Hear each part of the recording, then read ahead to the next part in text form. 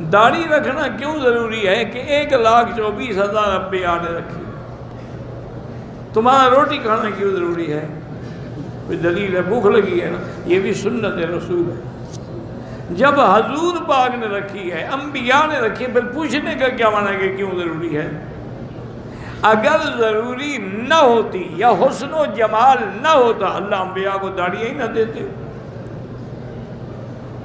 چونکہ سب سے جمال زیادہ تو میرے مدنی پاک کا ہے، آپ جیسا جمال تو پوری کائنات میں کسی کا نہیں ہے۔ اسی لیے انہوں نے کہا تھا کہ وَأَحْسَنُ مِنْكَ لَمْ تَرَ قَطُّ عَيْنِي، تم سے بہتر کسی آنکھ نے دیکھا ہی نہیں ہے۔ وَأَجْمَلُ مِنْكَ لَمْ تَلِدِ النِّسَاءُ، اور تم سے خوبصورت کسی ماں نے بچہ جنا ہی نہیں ہے۔ تو اگر داڑھی حسن نہ ہوتا، جمال نہ ہوتا، اللہ اپنے نبی کو کیوں دیتے؟ اور اسی طرح ایک محاورہ ہے عرب کا، یاد رکھ لیں، وہ کہتے ہیں کہ زینت الجبال اللحا، کہ پہاڑوں کی زینت سبزہ ہوتا ہے۔ جن پہاڑوں پہ سبزہ ہو نا، لوگ سیر کرنے کے لیے جاتے ہیں۔ وہ زینت الرجال اللحا، اور مرد کی زینت داڑھی ہوتی ہے۔ وہ زینت النساء الحیا، اور عورت کی زینت اس کا حیا ہوتا ہے۔ جس کی داڑھی نہ ہو وہ تو مرد ہی نہیں ہوتا۔ خسرے کی داڑھی ہوتی ہے؟ نہیں، آپ کا کیا خیال ہے؟ عورت کی ہوتی ہے؟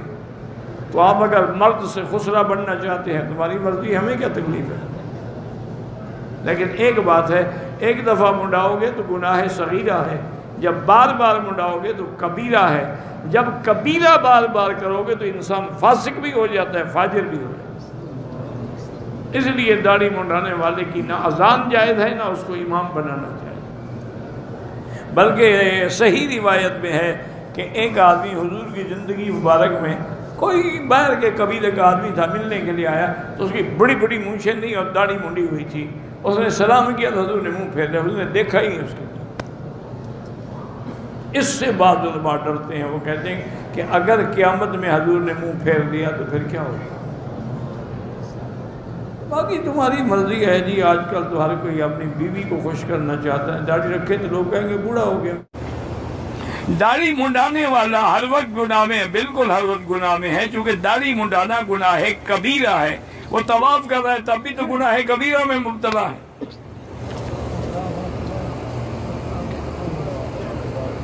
یہ قرآن نے تو بتلا دیا ہے کہ حج اس کا قبول ہوگا جو فسق سے، یعنی لا رفث ولا فسوق، یہ تو فسق میں مبتلا ہے۔ اسی لیے میں ہمیشہ کہتا ہوں، خدا کے بندے، اگر تمہیں سنت پہ چلنے کا ارادہ نہ ہو، کم از کم مکے مدینے کا شرم کر کے یہی دن تو داڑھی رکھ لو، شاید اللہ تمہیں توفیق دے دے۔